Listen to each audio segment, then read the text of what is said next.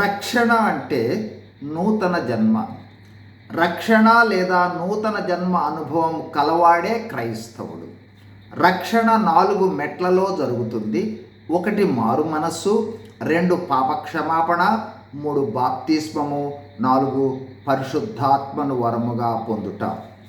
రక్షణ ద్వారా వచ్చు ఆశీర్వాదాలు: 1 దేవుని బిడ్డలుగా మార్చబడుట, 2 త్రిత్వమైన ఆత్మను వరముగా పొందుట, 3 దేవుని జీవగ్రంథములో పేరు లిఖించబడుట, 4 క్రీస్తు శరీరమనే సంఘములో అంగముగా చేర్చబడుట, 5 పరలోక పౌరసత్వమును పొందుట, 6 రాకడలో ఎత్తబడుట, 7 మధ్య ఆకాశములో గొర్రెపిల్ల వివాహ విందులో పాల్గొనుట, 8 వెయ్యేండ్ల పాలనలో రాజులు యాజకులుగా రాజ్యము చేయుట, 9 నిత్యత్వములో దేవుని ప్రకాశములో యుగ యుగములు రాజ్యం చేయుట, 10 చివరిగా రక్షణ అంటే చెప్పశక్యము కాని వరమైన యేసు ప్రభువే రక్షణ.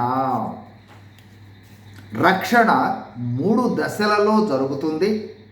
1 రక్షణ ప్రారంభ దశ అంటే నీతిమంతులుగా తీర్చబడుట. 2 రక్షణలో 2వ దశ పవిత్రముగా జీవించు దశ అంటే పవిత్రీకరణ.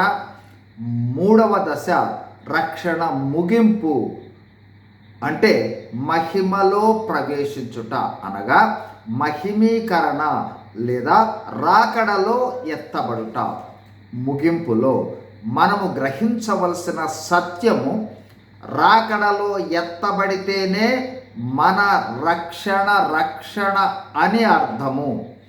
అందుకోసము మనము మన సొంత రక్షణను భయముతోనూ వణకుతోనూ కొనసాగించుకోవాలని పౌలు భక్తుడు ఫిలిప్పీ 2:12లో ఫిలిప్పీ సంఘాన్ని అంటే మరో విధంగా మనలనే హెచ్చరిస్తూ ఉన్నాడు. God bless you. Thank you.